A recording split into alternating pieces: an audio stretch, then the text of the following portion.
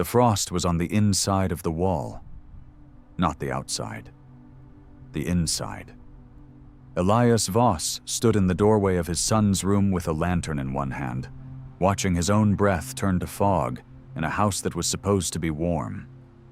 Peter was 7 years old, and he was curled so tightly under the quilt that only a few strands of hair showed above the edge. His chest rose and fell in a rhythm that did not sound like sleep. It sounded like work. 3 nights earlier, the cough had been dry. Now it was wet, and it caught in his throat like something trying to climb out. Greta had already stopped asking her husband if the boy would be all right. She had started asking, quietly, how many more nights like this one they had left before the answer stopped being in their hands at all. There was a barn 40 feet from that bedroom window. Elias had built it himself, 3 winters back, with wood he could barely afford even then. It held 2 milk cows, a mule, and a dozen hens. And by every account, it made no sense that the animals slept warmer than his own children did. But it was true. He had checked it with his palm against the barn wall at midnight, and then again against his son's bedroom wall an hour later. One was merely cold. The other felt like touching the outside world. What Elias decided to do next, he told no one at first. Not because it was clever, because he was afraid that if he said it out loud, someone would tell him exactly how foolish it was, and he was not sure he had the strength left to argue. He was going to build a house inside his house, or rather, inside his barn. Something small, curved, sealed against the animals and the wind alike, wrapped around the one bed that mattered most. It should not have worked. For a while, it very nearly killed the plan, and almost took something far more precious with it. But by the time the worst blizzard that county had seen in a decade came tearing across the plains, there was one small shape inside that barn that the wind could not seem to touch. This is the story of how it got there, what it cost to get it right, and what a barn taught a desperate father that a house full of good lumber never could. If you are watching from somewhere cold tonight, tell us where you are. Stories like this survive because people still care enough to remember them. And if this kind of frontier wisdom matters to you, subscribing helps keep it alive. The lantern light did not help as much as Elias wanted it to. He crouched beside Peter's bed and ran 2 fingers along the wallboards, feeling the thin crust of frost break under his skin like sugar. It had formed on the inside of the house, not on a window facing the wind, not on some gap he had never gotten around to sealing, but on a solid wall, in a room where his son had slept every winter of his short life. He had built this house himself 6 years back, with green lumber and a promise to Greta that it would hold. For most of those winters, it had. But something had shifted this year. The cold seemed to sit lower in the room, closer to the floor, closer to the bed, as if it had learned exactly where to wait. Peter's cough interrupted his thinking. It came from somewhere deep, rattled for a moment, and then went quiet again, leaving the boy's small shoulders trembling under the quilt. Greta appeared in the doorway with her shawl pulled tight over her nightdress. She did not ask if Elias was awake. She could see that he was. Instead, she asked the question that had been sitting between them for 3 days. Is it the same cough as before, or is it worse? Elias did not answer right away. He had learned, over years of marriage, that some silences were kinder than the truth, and some were simply delaying it. He chose this one because he did not yet know which kind it was. Worse, he finally admitted. Wetter. It sounds like it did the winter Anna was small. Neither of them said her name out loud. They did not need to. Their first daughter had not survived that winter, and the memory of it lived in both their bodies the way old injuries live in bones before a storm arrives. Greta crossed the room and pressed her palm flat against the same wall Elias had touched. She held it there for a long moment, longer than she needed to feel the cold, as if she were trying to understand something the wood itself was trying to tell her. "This house was warm enough 2 winters ago," she said quietly. "What changed?" Elias did not have an answer. He only knew that somewhere between then and now, whatever thin margin had kept his family safe through the cold months had worn away, board by board, year by year, and he had not noticed until it was pressed against his son's chest. Outside, the wind moved along the eaves with a low, steady sound, patient in the way that only winter wind can be. It was early yet. The season had barely turned, and already the house was losing the fight it was supposed to win. Elias stayed beside the bed until the lantern burned low, listening to his son breathe, counting the gaps between each rattling breath the way a man counts coins he does not have enough of. Dr. Harlan Reeves arrived 2 days later on a mule that seemed as tired of the cold as its rider did, and he did not waste time with pleasantries once he saw the boy. He listened to Peter's chest for a long while, moving the metal end of his instrument from one spot to another, pausing at certain places longer than others. Elias watched his face for some sign, some flicker of relief or alarm, but the doctor had the trained stillness of a man who had learned not to let his expression answer questions before his mouth was ready to. When he finally straightened up, he folded his instrument away slowly, the way a man handles something he is not eager to use again soon. "There's fluid moving in there," Reeves said. "Not a great deal, not yet." "But it could become a great deal," Greta said. It was not a question. The doctor did not answer directly. Instead, he asked how the house was heated, how many walls had gaps he could feel a draft through, whether the boys' room shared a wall with the kitchen stove or sat apart from it. Elias answered each question honestly, and with every answer he watched something in the doctor's posture settle a little further toward concern. "Children this age," Reeves finally said, choosing his words like a man crossing a frozen pond, testing each step before trusting it. "They don't always announce how much cold they can survive. Sometimes the body manages one hard winter well enough, and then the next one, for reasons nobody can fully explain, it doesn't." "Are you saying he could die?" Elias said. He did not phrase it gently, because gentleness felt like a luxury neither of them could afford in that moment. The doctor did not flinch from the word, but he did not confirm it outright either. "I'm saying a warmer room would help more than any medicine I can leave you. Consistent warmth. Not a fire that burns hot for an hour and then dies by morning. Warmth that holds through the whole night, every night, until spring." Greta's eyes moved instinctively towards the kitchen, where their firewood supply sat stacked against the wall, noticeably thinner than it had been in past years. The summer had been dry, the wood harder to gather, and what they had would need to last through a season that had not even properly begun. "We don't have the lumber or the money to rebuild the walls before the real cold sets in," Elias said, more to himself than to the doctor. Reeves nodded slowly, as though he had expected this answer and had no better one to offer in its place. "Then you'll need to find warmth somewhere else. I can't tell you where. That part isn't medicine. That's just knowing your own land better than I do." He packed his mule and rode off before the light failed completely, leaving behind no bottle, no powder, no simple remedy.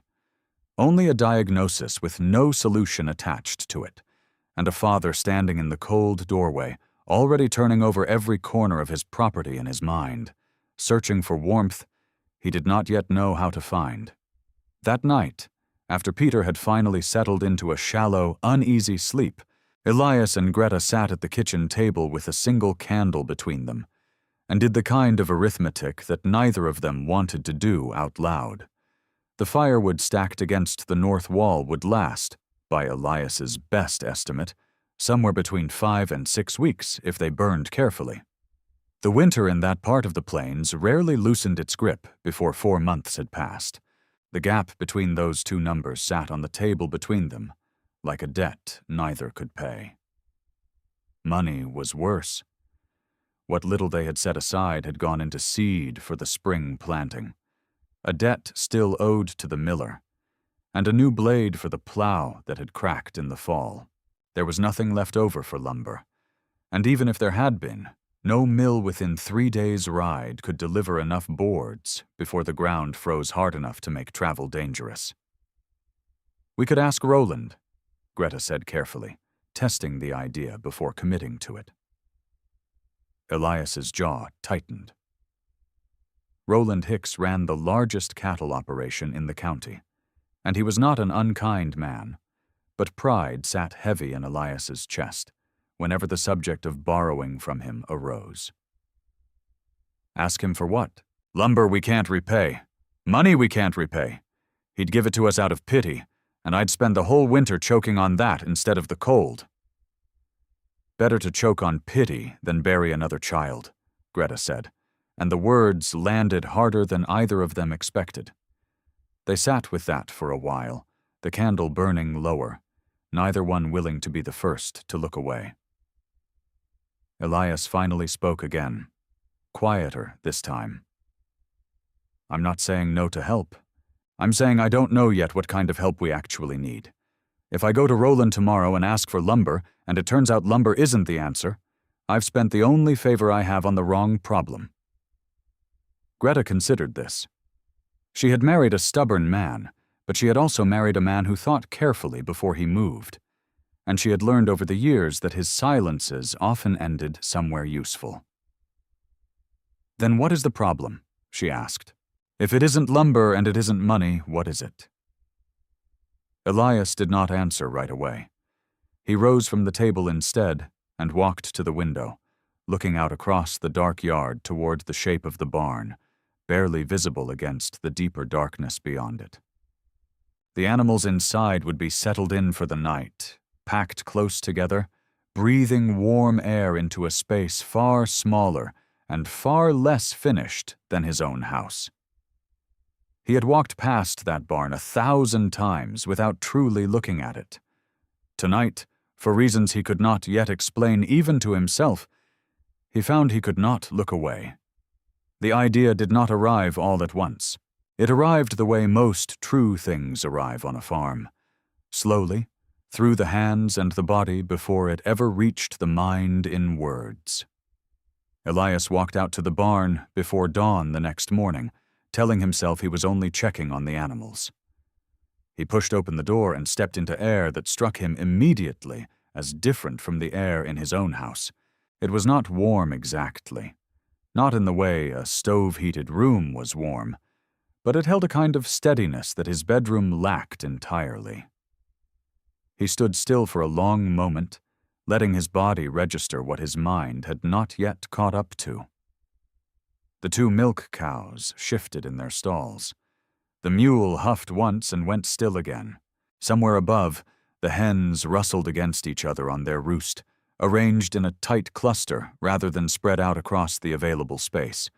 Elias pressed his palm against the inside of the barn wall, the same gesture he had made against Peter's bedroom wall 2 nights before. It was cold, but it was not the raw, biting cold of that other wall. It was a duller cold, softened somehow, as though something in the space had taken the edge off it. He crouched down near the base of the wall and studied the construction with new eyes.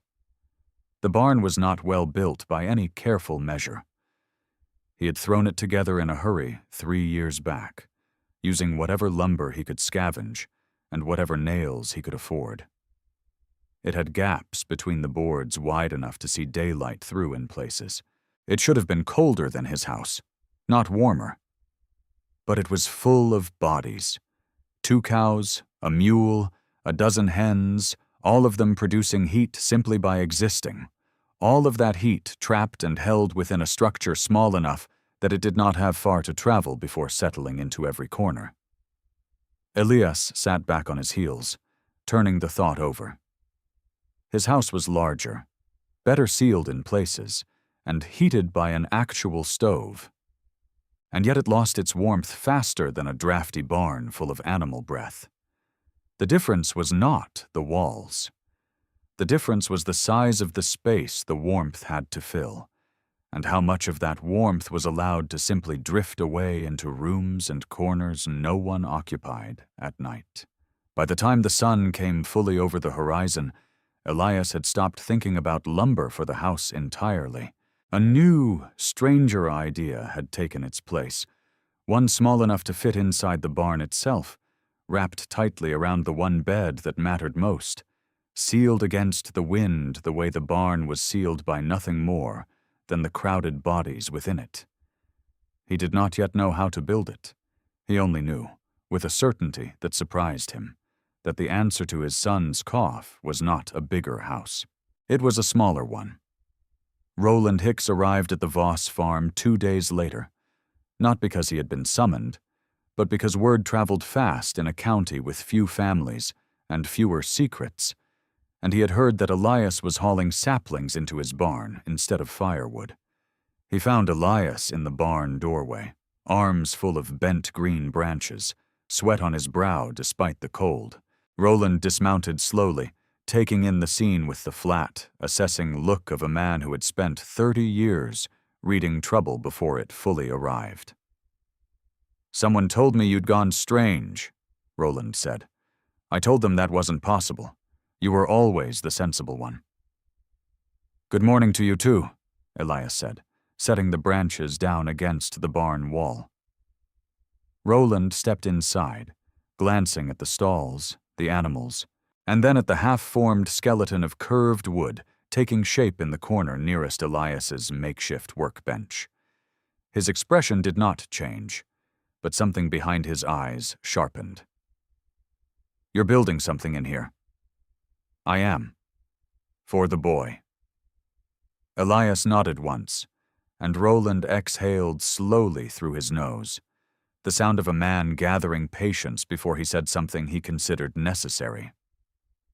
"Elias, I've kept cattle in this county for the better part of 3 decades.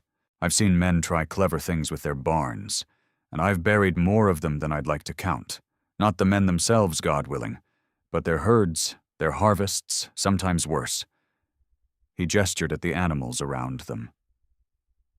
"You put your family in here, sealed up close to livestock, and you're inviting bad air. Sickness moves between animals and people faster in a closed space than it does out in the open. Your boy's lungs are already weak. This could kill him faster than the cold ever would." It was not an unreasonable warning. Elias knew that. Roland was not a superstitious man, and his caution came from genuine experience, from decades of watching what happened when livestock and people shared close quarters without proper care. The accepted wisdom of the time did not favor what Elias was attempting, and Roland was only saying what half the county would say if they knew. "I hear you," Elias said carefully, "and I don't disagree that it's a risk, but my boy is losing this fight in the house we already have. I've got 5 weeks of firewood and 4 months of winter ahead of us. I don't have the luxury of choosing the safest option. I have to choose the one that might actually work." Roland studied him for a long moment, and something in his hard expression softened, not into agreement, but into the particular respect one stubborn man sometimes offers another. "You'll seal it wrong," Roland said, quieter now. "Or the air will go bad in there and you won't notice until it's done its damage. I've seen it happen to good men with good intentions." "Then tell me how to do it right," Elias said. "You know more about closed spaces and animals than I do. Help me build it so it doesn't kill anyone." Roland was quiet for a long moment, looking at the crude frame, at the animals, at the small blanket-covered space near the forge where Peter sat, watching them both with wide, curious eyes. "I'll tell you what I know," Roland finally said, "but I want it understood between us that I think this is foolish, and if it goes wrong, I get no satisfaction from being right." It was not agreement.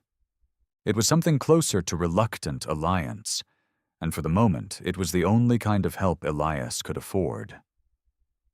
The frame took shape over 4 difficult days, built almost entirely from young willow saplings Elias cut from the creek bed a half-mile from the house, chosen because green wood bent without snapping in a way that seasoned lumber never would.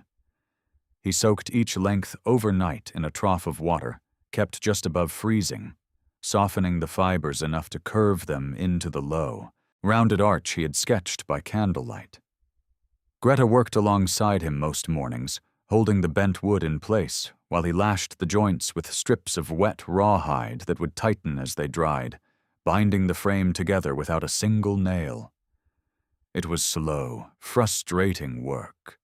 More than once a sapling cracked halfway through the bend, forcing Elias to start again with a fresh length pulled from the dwindling pile by the trough. Roland had been right about one thing without meaning to be encouraging. Building something curved and sealed was far harder than building something square and open, and every mistake cost time neither of them had. By the 3rd day, the skeleton stood roughly 7 feet long, and just tall enough for a grown man to sit upright inside without striking his head on the curved ceiling. It sat nestled against the barn's inner wall, angled slightly away from the stalls, close enough to the animals to share in whatever warmth their bodies produced, but not so close that waste or feed competed for the same small space. Peter watched most of the work from a nest of blankets near the forge, where the residual heat of the coals kept him more comfortable than any other spot on the property. He was too weak most days to help directly, but he called out small observations that neither of his parents had considered, once noticing that a joint near the base flexed differently than the others and might need a second binding to hold through heavy wind. "He's got a builder's eye," Elias said to Greta one evening, watching his son from across the yard. "He's got his father's stubbornness is what he's got," Greta replied, but there was warmth in it. Once the frame stood solid, they packed it with everything they could gather. Dry hay first, pressed tightly between the willow ribs, and a second, looser layer of woven branches on the outside. Over that, they stretched hide scraped clean and cured the previous autumn, stitched together in overlapping panels and pulled taut across the curved surface like a drum skin. It was not beautiful. Roland, who stopped by twice during construction to offer grudging advice on sealing the joints against drafts, called it, not unkindly, the ugliest thing he had ever seen inside a barn.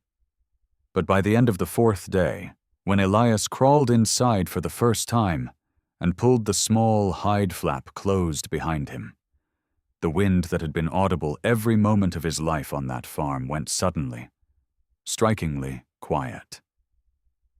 He sat in the dim, close space for a long while, listening to nothing but his own breathing, and allowed himself for the first time in nearly 2 weeks to believe that he had found something. The belief did not survive the week. It began small enough that Elias almost missed it. On the 4th night, he woke near midnight to find the hide walls near the base of the shelter damp to the touch, a faint sheen of moisture clinging to the inner surface where the hay pressed against the willow ribs.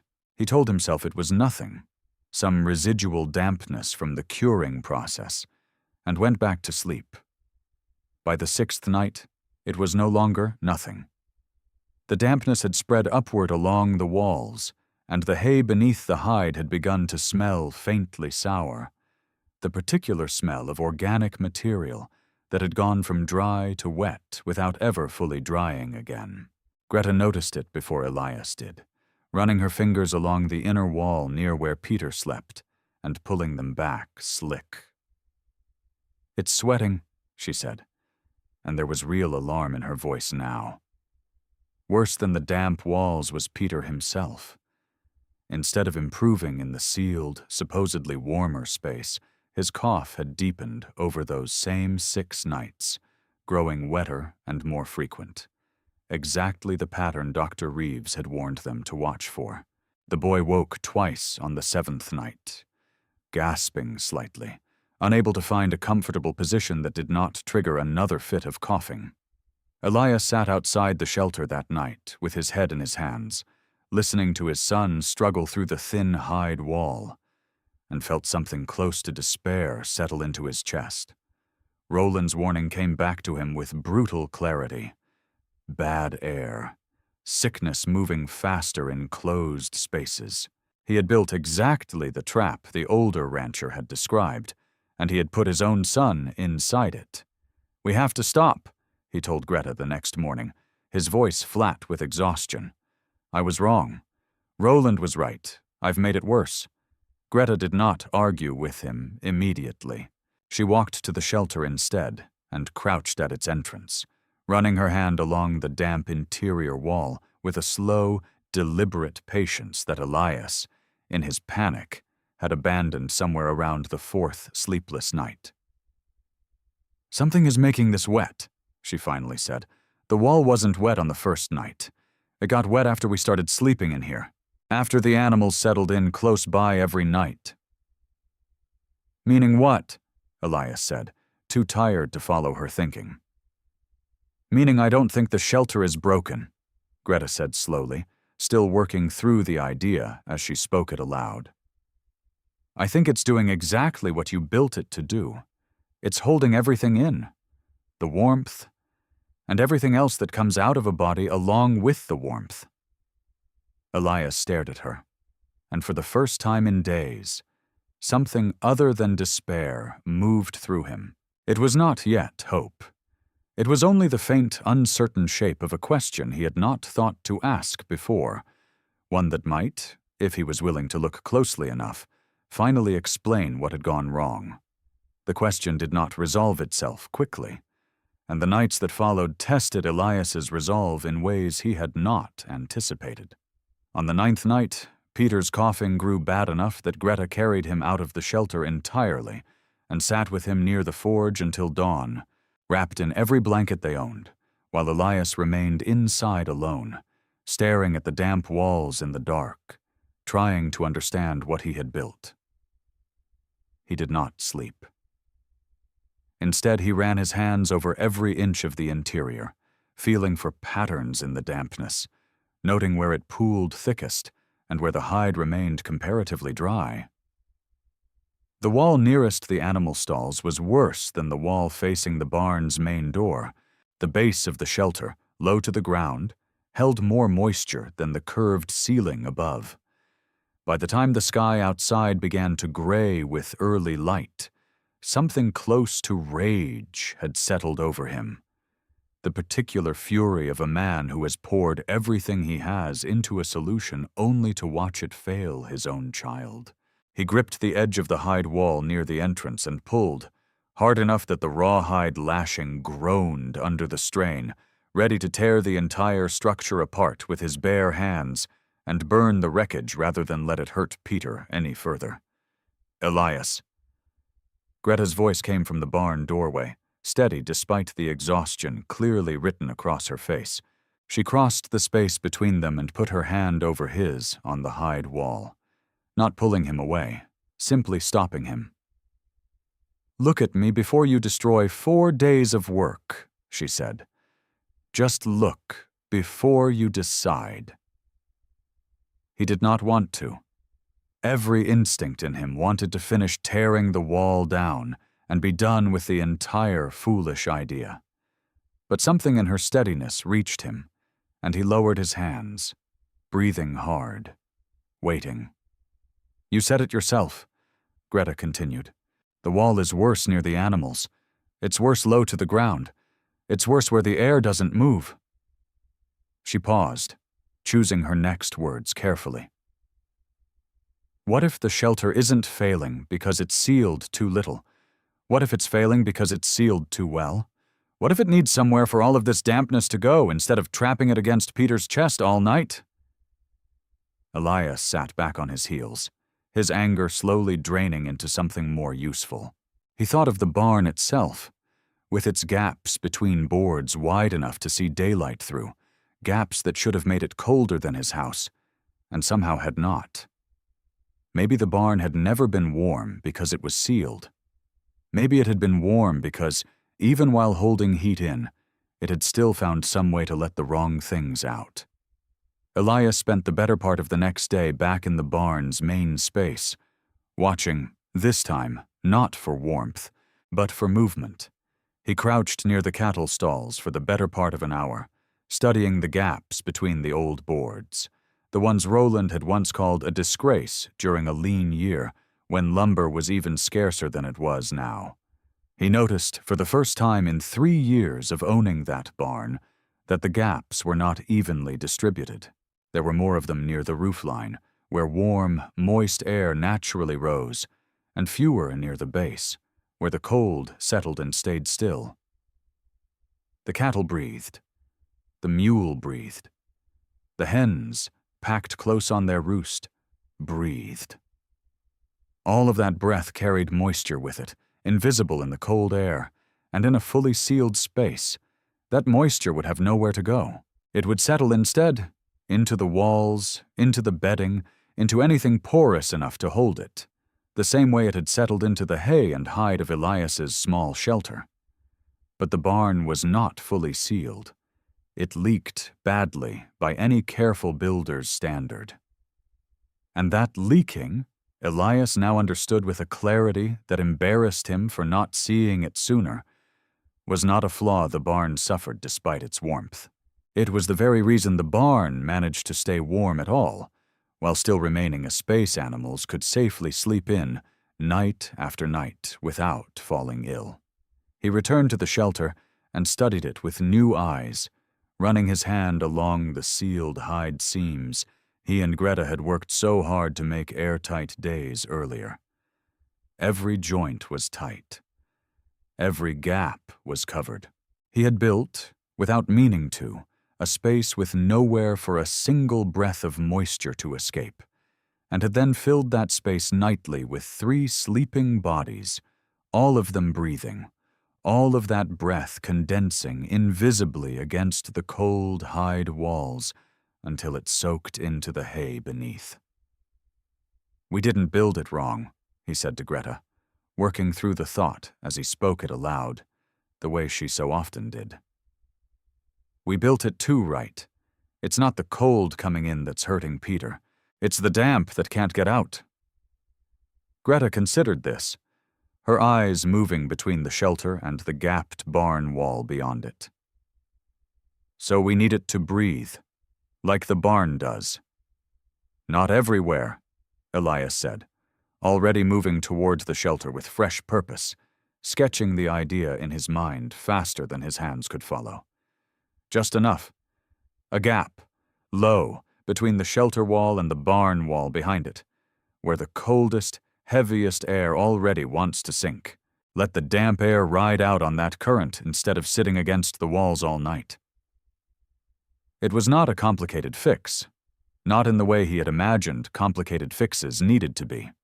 It required no new lumber, no additional trip to the creek bed for saplings, only a narrow adjustment, a deliberate imperfection built into a structure he had spent 4 days trying to make flawless.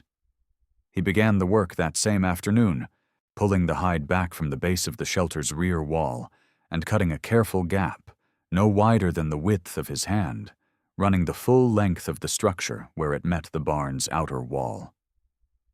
The gap was tested sooner than Elias would have liked.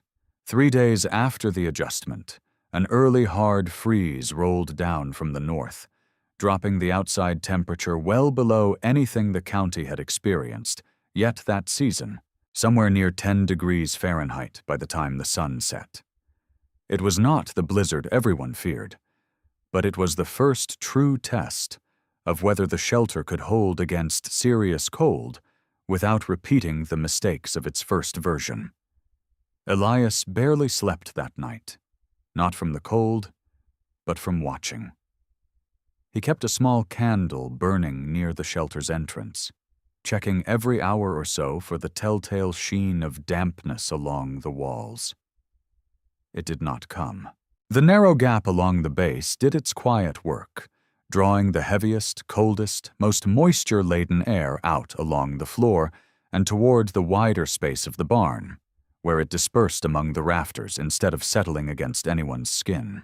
By the third hour, he noticed something else. The gap, rather than making the shelter colder as he had feared it might, seemed to have little effect on the warmth itself.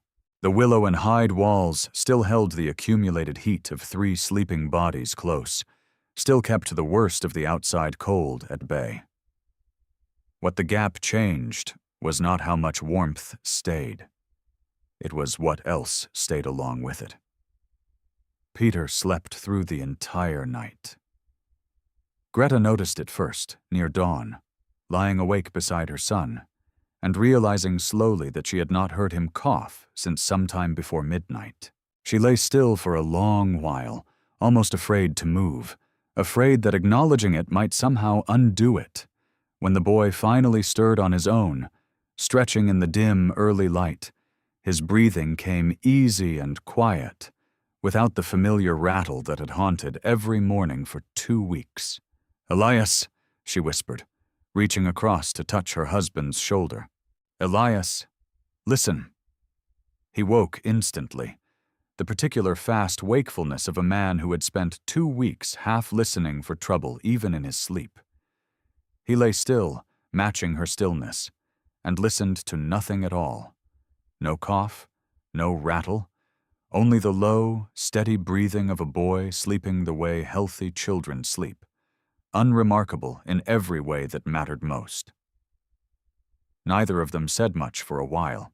There was a kind of relief too large to speak around easily, the sort that sits in the chest and needs time before it can be turned into words.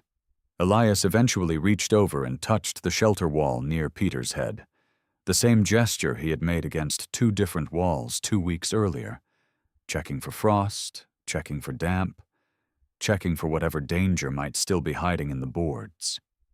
He found none, only warmth, dry and steady, held close by walls that had finally learned how to keep what mattered while letting go of what did not. It was one cold night. Elias understood well enough that one cold night proved very little against a full winter still to come. But for the first time since the frost had appeared on his son's bedroom wall, he allowed himself something that felt dangerously close to hope. The real test arrived 6 weeks later, in the second week of a January that had already broken records for cold across 3 neighboring counties. The storm announced itself a full day before it struck, a heavy stillness settling over the plains that every experienced homesteader in the area recognized and dreaded in equal measure. Roland Hicks rode out that morning to warn Elias personally, staying only long enough to check the shelter's construction with his own hands, running his fingers along the sealed seams and the narrow ventilation gap Elias had cut weeks before. "You built it sound," Roland admitted, the closest thing to a compliment he had offered since the whole project began. "I still don't love the idea, but you built it sound." By nightfall, the wind had risen to a howl, driving snow sideways across the yard in sheets thick enough to erase the barn from view at a distance of only a few paces. Elias made his final check of the animals and sealed the barn's main doors as tightly as the old boards allowed, then crawled into the shelter beside Greta and Peter, pulling the entrance flap closed against a wind that seemed determined to find its way in through sheer persistence alone. For the first several hours, the shelter held exactly as it had during every test since the correction. But sometime past midnight, the wind shifted, swinging around from the northwest to strike the barn from an angle it rarely faced, and Elias felt it immediately, a thin, cold thread of air finding its way along the shelter's rear wall, precisely where the ventilation gap had been cut. The very feature that had saved Peter's life 6 weeks earlier was now, under this new wind angle, becoming a weakness instead of a strength. Greta felt it too, waking with a start as a gust found the gap directly and sent a needle of cold air across the base of the shelter floor. Peter stirred in his sleep, pulling his knees up instinctively against the sudden chill, though he did not wake fully. Elias lay still for a long moment, his mind racing through the choice in front of him with brutal clarity.